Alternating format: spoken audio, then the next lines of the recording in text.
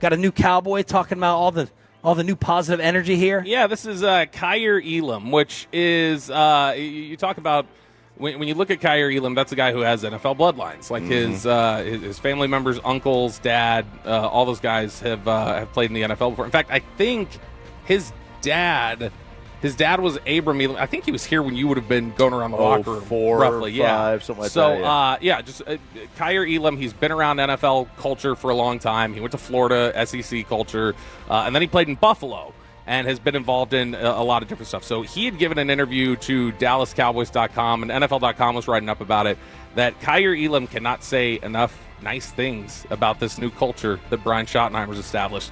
He said, I feel like the energy here is something I've never been part of. I love the enthusiasm, and also I would just say the energy from the coaching staff. They actually make you feel like they care, and that's something that's very exciting. And that's something that when you look at that, he also said all aspects of the game, just playing the game before the game is even played, has been a lot of their focus, being able to eliminate routes and also expect what's coming so you don't have to play with your full athleticism. You can play with your mind first. So he's picking up a lot already from the staff, he feels like, in terms of approach, technique, different things like that. But the big headline to him is just, so far, this is a different culture than one I've been part of. Now, does that equal victories?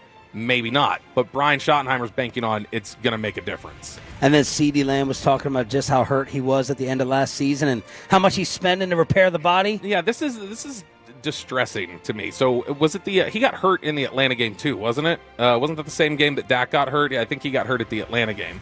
But you remember we were watching that game, whichever one it was where he'd hurt his shoulder, and we were just sitting there going like, why is he still out there? It seems like every time he lands on the ground, it's taking him 5 minutes to get up. Yeah. So he had spoken to the media the other day, and Skylar Dixon had transcribed this answer that he gave, talking about his AC joint recovery.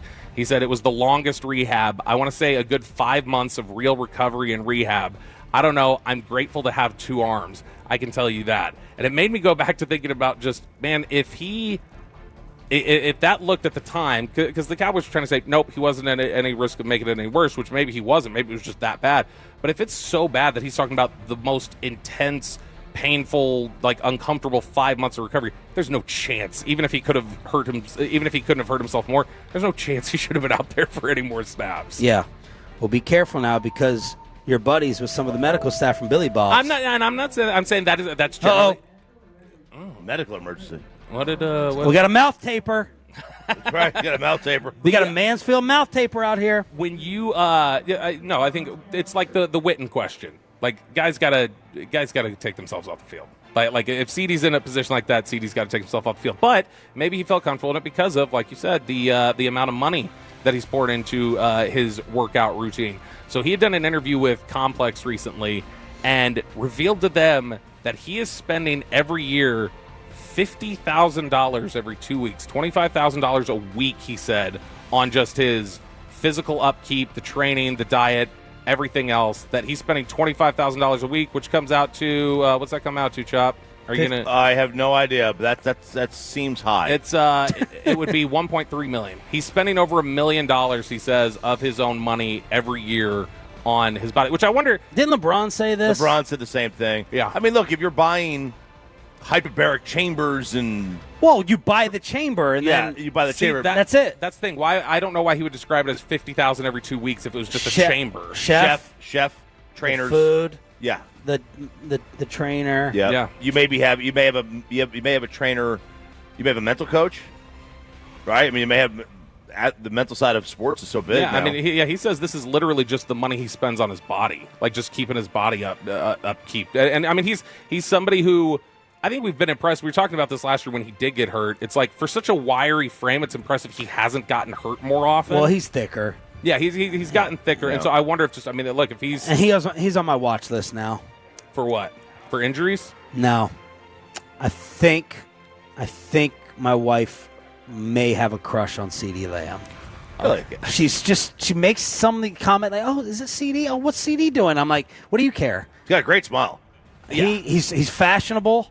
Yep. He got the $1 million smile. I said, "What do you want him to grab your cell phone too?" What do you want? But no, she hasn't come out right with it like your wife with Luka. I'd like to finish that or sentence. Troy's wife she liked basically the whole Rangers roster. It was Ian Desmond. It was Ian Desmond. But I feel like Amanda is starting to sweat CeeDee Lamb a little bit. I may have to talk to him about it at training camp. Kristen, I think Kristen's the same. Because Kristen, with CeeDee? So Kristen went on she went with me to New York 3 years ago. Well, and I'm glad she went with you. She's she went with me like on the on the team trip. Yeah, she went with me on the trip. Bobby leaving her on the streets of New York. Bobby goes on vacation to New York, leaves her at home. Yeah, just swinging my arms.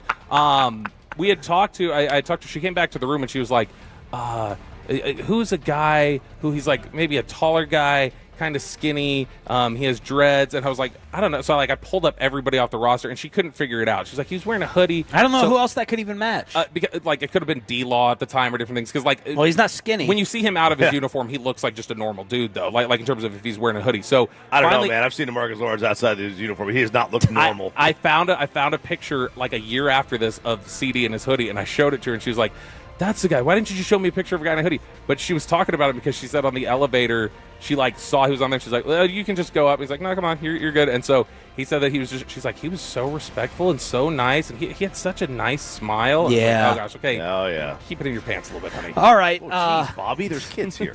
School's out. Is Dan Orlovsky moving the goalposts again? He started off. I get it. In the offseason saying Cowboys have no chance. They got $900 million cap charges. This is before the switches got flipped, as we knew they would. Look at this. I think it was $90 million. $90 million. They're not going to be competitors. Yeah. Then they upgrade the contracts. And then he has his draft takes and all that stuff that the Cowboys can be a sneaky contender after they went ahead and got George Pickens. Well, now he's shifting the focus to the defensive line. Bobby, see what you think about your boy, Dan Orlovsky, with his latest Cowboys concern. The Dallas front seven weighs, okay? We go 260, 280, 245, 220, 240, 320. No. There's one person over 280. When I'm playing Philly. I'm thinking of Jeff Stoutland's offensive line right now. Yeah, when I'm thinking Matt LaFleur running the football, I'm thinking what Chicago has done with their offense. So I know that we talk about Dallas and offense and George. I'm going to be very interested to see the annual question about this Cowboys defense. Are you big enough to handle the modern-day offense in the NFL? Because it's back to being what it was in the early 2000s. Fair? Legit? Yeah. In a way. Run defense always for them is fair and legit. Yeah. I remember this sticks out in my head. There was a playoff game between, at the time, San Diego and Indy. It was in Indy. It was a game that Rivers got hurt, and they still wind up winning on the road. And they kept talking on the broadcast about how the offensive line of the Chargers was so much bigger than that soft Colts defensive front where they had Freeney and they were tiny, right? Yeah. Not tiny, but undersized for football. And they couldn't. They had no chance. And yeah, I think don't you think it's a legit problem if you're an undersized unit and you're going to get mauled? So it's a legit problem if, or it can be a problem if they don't play bigger.